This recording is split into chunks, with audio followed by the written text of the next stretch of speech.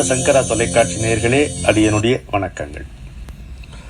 நாம் சென்ற முறை சந்தித்த பொழுது மகா பெரியவர் ஒப்புரவினுடைய உயர்வை பற்றி சொல்லியிருக்கும் பகுதியில் முடித்தோம். இன்றைக்கு அதிலிருந்தே துவங்குகிறோம். நாம் மீண்டும் மீண்டும் மனதில் நினைவுபடுத்திக் கொள்ள வேண்டிய அவருடைய ஒப்பற்ற வாசகம், எதற்காய் உலகில் பிறக்கின்றோம் என்ற எல்லோருக்கும்னா பலருக்கும் எழக்கூடிய அடிப்படை கேள்விக்கு அவர் வைத்திருக்கின்ற விடைதான். மற்றவர்களுக்கு உதவுவதற்காகத்தான் பிறந்திருக்கிறோம் என்பது அவர் கொடுத்திருக்கின்ற விடை. வேறு விதமாக நீங்கள் பதிலை யோசித்து பார்த்தால் அது வேதாந்தமாக போகும், வீதியிலே நடந்து செல்பவனுக்கு வழிகாட்டாது என்கின்ற ஒரே காரணத்தால் மிகவும் எளிமைப்படுத்தி இதை சொன்னார். செயல்மயமான உலகம், கடமைகள் மண்டி கிடக்கின்ற வாழ்க்கை, விளைவுகள் அதிகமாக உண்டு பண்ணக்கூடிய செயல்கள், இவைதான் நாம் வாழக்கூடிய களம். இதுதான் குருக்ஷேத்திரம். இதிலே பிறவிதோறும் ஜென்மம் எடுத்த கணக்கை காட்டிலும் செத்த கணக்கே அதிகம் என்று எத்தனையோ முறை செத்து பிறந்த நாம் ஒவ்வொரு முறையும் சேர்த்து வைத்த வாசனை தொகுதிகள் நம்மை விரட்டுகின்றன. இவையும் இருக்கின்றன. இதையெல்லாம் ஒரு மனிதன் மிக எளிதில் எப்படி கையாள முடியும்? இதையெல்லாம் கடந்து அவன் பிறவி இறப்பு என்கின்ற தலையிலிருந்து எப்படி விடுபடுவது? சாத்தியமே இல்லை.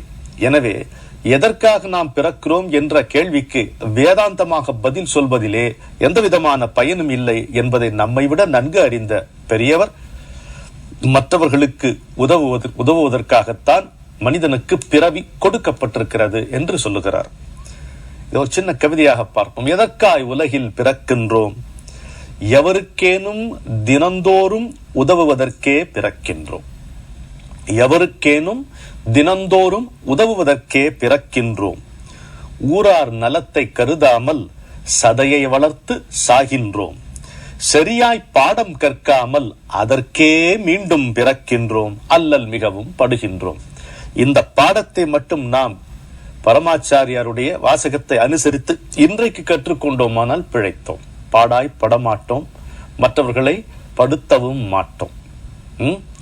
எப்படி வெளியிலிருந்து வீட்டுக்குள் நுழையும் பொழுது சட்டையை லாகவமாக கழற்றிவிட்டு நம்முடைய விசிராந்தியை நாம் தேடிக்கொள்ளுகிறோமோ, அதுபோல் இந்த உடல் இருக்கும் பொழுதே, இந்த உடலில் நாம் இருக்கும் பொழுதே அதிலிருந்து விடுபட்டு நாம் விடுதலை அடைய முடியும், நாம் மற்றவர்களுக்காக உதவி செய்து கொண்டே இருந்தால் என்கின்ற ஒரு மிக மிக ஆழமான வாக்கியத்தை மீண்டும் மீண்டும் நம்முடைய மனதில் நுழைத்து கொண்டே இருக்கிறார் பெரியவர்.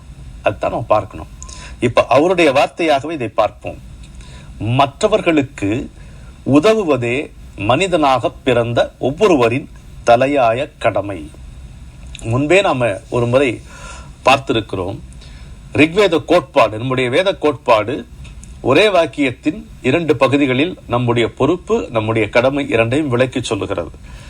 தன்னை அறிதல் தலையாய பொறுப்பு.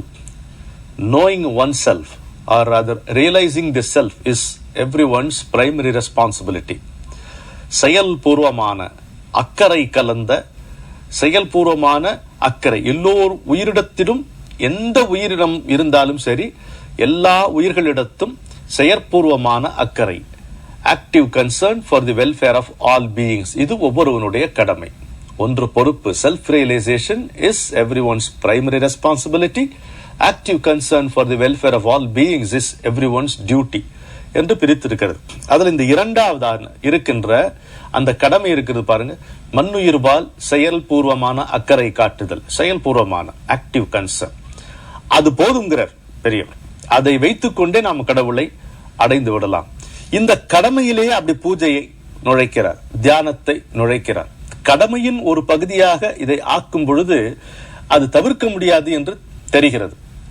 பலன் எதிர்பார்த்து செய்வதில்லை, இது உன்னுடைய கடமை, இதனால் இது செய்ய வேண்டும் என்று ஆகிறது. இரண்டாவது, அது கடமை ஆகின்ற பட்சத்தில் அதை நாம் பிரத்யேகமாக கவனிக்க மாட்டோம். Do not take undue notice of meditation or puja. Make them as part and parcel of your daily chores. நம்முடைய அன்றாட கடமைகளை அவற்றை அங்கமாக்க வேண்டும். இப்படி நம்ம ஒட்டுமொத்தமாக பார்க்கும் பொழுதுதான் அவருடைய வார்த்தையினுடைய மகிமை நமக்கு புரிகிறது. இரண்டாவதாக என்ன சொல்கிறார்? எந்த வாய்ப்பையும் பயன்படுத்தி கொண்டு உதவ வேண்டும். ஒவ்வொரு மனிதனும் எந்த வாய்ப்பையும் பயன்படுத்தி கொண்டு உதவ வேண்டும். ஒல்லும் வகையான் அறவினை ஓவாதே செல்லும் வாயெல்லாம் செயல். அந்த குறளுக்கு நேர் நிரூபணமான வியாக்கியானமாக இந்த வாசகம் அமைந்திருக்கிறது. இயல்கின்ற வகையில் எல்லாம் இடைவிடாமல் அறத்தை செய்து கொண்டு இருப்பது மனிதனுடைய கடமை என்கின்ற திருக்குறள் அந்த கோட்பாட்டை நமக்கு எடுத்து சொல்லுகிறார். எப்படி எல்லாரும் செய்ய முடியும் இந்த கேள்வி கேட்போம். செய்ய முடிந்தவர்களே கேட்போம், எப்படி எல்லோராலும் செய்ய முடியும்? அதனால்தான் சென்ற முறை பார்த்தோம், செயலினுடைய பிரம்மாண்டம் அல்ல இங்கே பொருட்டு, செயலினுடைய உத்தேசம், எண்ணம், அதுதான் இங்கே பொருட்படுத்தப்படுகிறது. God does not look at the quantum of your action, but he takes consideration about the content of your intent என்பதை நம்ம பார்த்தோம். சரி, அப்போ ஏழைகள் என்ன செய்ய முடியும்? ஏழைகள் நாட்டுக்காக உண்மையாக உழைக்கலாம் சொல்றார். ஓ சரி, அப்ப பணக்காரர்கள் என்ன அழகா பதில் சொல். பணக்காரர்கள் ஏழைகளை பாதுகாக்க வேண்டும். அவ்வளவு. எந்த நாட்டிலும் எந்த காலகட்டத்திலும் ஏழைகள் இருப்பார்கள், பணக்காரர்கள் இருப்பார்கள். அப்படித்தான் உலகம் இயங்கி கொண்டிருக்கிறது. You cannot shoo them away. இதெல்லாம் ரியாலிட்டி. நம்ம முழங்குவதால், வசனம் பேசுவதால் இதெல்லாம் விலகி விடாது. என்னன்னா நீங்க அரசியல் திட்டம், சமூக சீர்திருத்தம், சித்தாந்தங்கள் கொண்டு வந்தாலும் இதுவரைக்கும் இந்த நிலைமை மாறல. உலகம் தோன்றிய நாளிலிருந்து இந்த வரைக்கும் கரன்சி மாறி இருக்கிறதே தவிர, பணத்தினுடைய பரிமாணம் மாறி இருக்கிறதே தவிர, இந்த ஏற்றத்தாழ்வு என்பது இன்னொருக்கும் மாறவில்லை. ஒருபோதும் இதை நாம் நியாயப்படுத்துவதில்லை. ஏற்றத்தாழ்வு என்பதை ஒருவன் நியாயப்படுத்தக்கூடாது. நாம் வினையை நம்புகிறவர்கள், அப்படிப்பட்ட நாம் கூட நமக்கு சொல்லப்பட்டிருக்கின்ற அறிவுரை என்ன? ஒருவன் ஏழையாக இருக்கும் பட்சத்தில் உன்னுடைய வினை அதனால் தான் நீ ஏழையாக இருக்கும். ஒருபோதும் நாம் நினைக்கவும் கூடாது, சொல்லவும் கூடாது. அது தவறு என்று நம்முடைய தர்மம் நமக்கு சுட்டி காட்டுகிறது. நாம we should accept anything as the result of our karma, past karma. நமக்குத்தான். Do not judge others with your knowledge, which is nothing more than ignorance. இல்லையா? நாம் அறிவென்று நினைத்துக் கொண்டு அறியாமையால் இன்னொருவரை அளக்கக்கூடாது. இதெல்லாம் தெளிவாக இருக்கிறது. இந்த ஏற்றத்தாழ்வு இருக்கின்ற காரணத்தால் என்ன, எப்படி மாற்றம் இதில் எப்படி வரணும்னா, பணம் இருக்கிறவன் மற்றவங்களை பார்த்து கொள்ள வேண்டும். அவ்வளவுதான். The food is for the hungryங்கிறது ரிக்வேதத்துல ஒரு வாக்கியம் வருகிறது. 100 கரங்களால் பொருள் ஈட்டுங்கள், 1000 கரங்களால் அள்ளி வழங்குங்கள். என்ன, ஹவு மாடர்ன்! இதை விட சோசியல் கான்சியஸ்னஸ் இங்க எங்க வைப்பீங்க? எனவே எந்த வாய்ப்பையும் பயன்படுத்தி கொண்டு உதவ வேண்டும். ஏழைகள் நாட்டுக்காக உண்மையாக உழைக்கலாம், பணக்காரர்கள் ஏழைகளை ஆதரிக்கலாம். இதை தாண்டி இன்னொரு நிலைமை இருக்கு. சில பேர்கிட்ட பணம் அதிகம் இருக்காது, அவர்கள் ஏழையாகவும் இருக்க மாட்டார்கள், ஆனால் அவர்கள் செல்வாக்கு உள்ளவர்களாக இருப்பார்கள். இன்ஃப்ளூயன்ஷியல் பர்சன்ஸ் நம்ம பார்க்கிறோம்ல, அரசியல்ல சரி, சமூகத்துல சரி, கலைத்துறையில சரி, இன்ஃப்ளூயன்ஷியல் பர்சன்ஸ் இருக்காங்க. அது அவங்களுக்கு அப்படி ஏன் அப்படி ஆகிறது என்பதால் அந்த யோசனைக்கு இப்ப போக வேண்டாம். There are people who wield influence over others in every arena of life. அப்படிப்பட்டவர்கள் என்ன செய்யணும்? செல்வாக்கு உள்ளவர்கள், அழகான வாக்கியம் போட்டிருக்காங்க பாருங்க, தாழ்த்தப்பட்டவர்களின் தரத்தை உயர்த்த தங்களுடைய செல்வாக்கை பயன்படுத்தலாம் அப்படிங்கிறார். பயன்படுத்தலாமே அர்த்தம், பயன்படுத்த வேண்டும் என்று அர்த்தம். செல்வாக்கு உள்ளவர்கள், வேற எதுக்கோ செல்வாக்க பயன்படுத்துகிறீர்களே, for bad deals, evil deeds பயன்படுத்துவதற்கு பதிலாக தாழ்த்தப்பட்டவர்களின் தரத்தை உயர்த்த தங்களுடைய செல்வாக்கை பயன்படுத்தலாம். சரியா? இவ்விதம் ஒவ்வொருவரும் தொண்டு என்னும் உணர்வை உள்ளத்தில் சுடரவிட வேண்டும் என்று பெரியவர் இந்த அறிவுரையை கூறுகிறார். ரொம்ப அருமையான வாசகம்.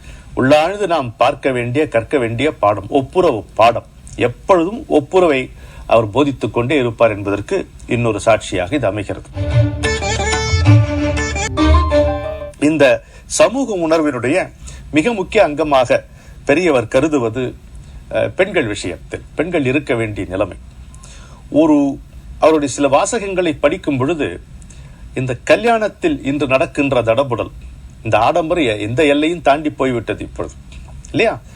வீண் செலவுகள், அதிலும் இந்த வரதட்சணை என்கின்ற அசிங்கம், ஆபாசம், கொடுமை இன்னும் தீரவில்லை. நாம we claim that we have a scientific temper, நம்ம ரொம்ப இன்டெலெக்சுவல்ஸ் அப்படின்னு சொல்றோம், சயின்ஸ் அண்ட் டெக்னாலஜி எவ்வளவு வளர்ந்திருக்கிறது என்று சொல்லுவோம். ஆனா வரதட்சணை என்பது இதற்கேற்ப மாறி இருக்கிறதே தவிர அது ஒருபோதும் நம்ம விட்டு நீங்கவில்லை.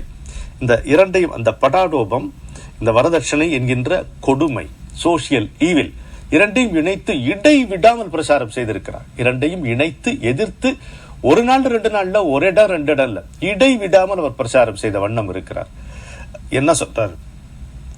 வைரத்திலும் பட்டிலும் பெண்களுக்கு மோகம் போய்விட்டால் போதும், அதுவே நம்முடைய நாடு மேன்மையுற காரணமாக இருக்கும்.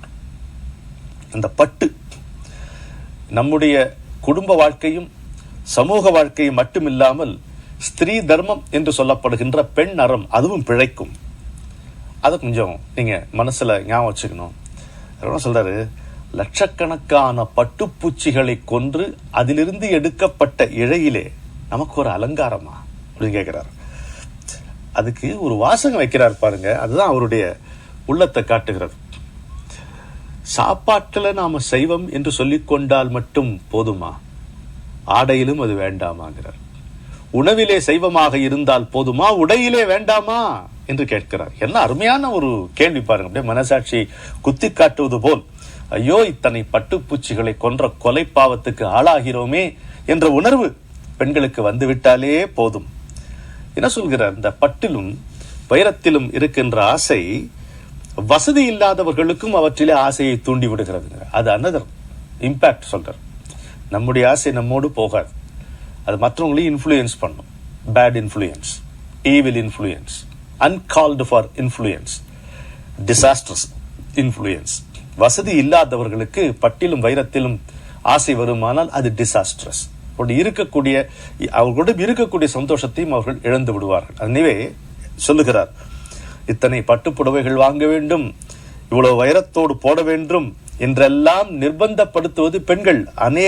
அநேக பெண்களை கல்யாணமாகாமல் நிறுத்தி வைக்கும்படியாக ஆகிறதுங்கிறார். ஒன்று, பெண்களுக்கு பட்டிலும் வைரத்திலும் ஆசை நீங்க வேண்டும். ஏனென்றால் அதற்கு முக்கியமான காரணம், ஒன்று அவர்கள் கொலை பாவத்துக்கு ஆளாகிறார்கள். 2, ஆசை இல்லாத வசதி இல்லாதவர்களுக்கும் அந்த ஆசையை தூண்டுகிறார்கள். இனிமே எல்லாரும் சௌந்தர்ய லகரி சொல்றோம், அபிராமி அந்தாதி சொல்றோம்னு என்கிட்ட வர்றாங்க, ஆசீர்வாதம் பண்றேன். ஆனா இந்த பட்டிலும் வைரத்திலும் மோகம் நீங்கினால் ரொம்ப நன்றாக இருக்கும். மனப்பூர்வமாக இதுல நீங்க சம்மதம் தெரிவிக்க வேண்டும் என்று அவர் வேண்டி கேட்டுக் கொள்கிறார், வலியுறுத்துகிறார். ஒவ்வொரு பட்டு புடவையிலும் 1000 கொலைத்தடங்கள், ஒவ்வொரு திருமணத்து உள்ளேயும் உயிரே கூசும் வணிகங்கள். வரமாய் வருகிற பெண்ணுக்கு வரதட்சணையா கேட்கின்றீர், தரமா தகுமா இது முறையா? தாய்மாரே நீர் தாழ்ந்து விட்டீர். கோயிலில் சென்று கும்பிடுவீர், குடத்தில் பாலை கொட்டிடுவீர். தாய் அவள் இறங்கப் போவதில்லை, தட்சிணையால் அருள் ஆவதில்லை. பெண்ணே பெண்ணுக்கு எதிரி எனும் பெரிய கொடுமை தீரும் வரை அவள் கண்ணை திறக்கப் போவதில்லை, நீங்கள் கண் திறக்கும் வரை விடிவில்லை என்று நமக்கு ஒரு கவிதையை தூண்டுகின்ற கனல் வசனத்தை பெரியவர் அருளி இருக்கிறார். சுருக்கமாக ஒரு மகா வாக்கியத்தை பார்ப்போம். அன்பில்லாத வாழ்க்கை வீண், அவ்வளவுதான். சக மனிதர்களிடம் மட்டுமல்ல பிற உயிரினங்களிடமும் நேயத்தை நாம் வளர்த்து கொள்ள வேண்டும். உயிர்களிடத்தில் அன்பு வேண்டும், தெய்வம் உண்மை என்று தான் அறிதல் வேண்டும், வைரமுடைய நெஞ்சு வேண்டும், இது வாழும் முறைமேடி பாப்பா. இப்ப நாம தான் பாப்பா அவருக்கு முன்னால. அன்பில்லாத வாழ்க்கை, அன்பகத்தில்லா உயிர் வாழ்க்கை, அன்பார்க்கன் வற்றல் மரம் தளிர்த்தற்று வீண், வறண்டு போய்விடும் அந்த வாழ்க்கையே. அன்புதான் அர்த்தமற்ற இந்த வாழ்க்கைக்கு ஒரு அழகும் ஆழமும் ஒரு உணர்வையும் உண்டு பண்ணுகிறது. Love alone lends a meaning and a sweetness to an otherwise mundane existence என்பதை நாம் நினைவில் கொண்டு அன்பு செய்வோம், அன்பால் அவனை பெறலாம்.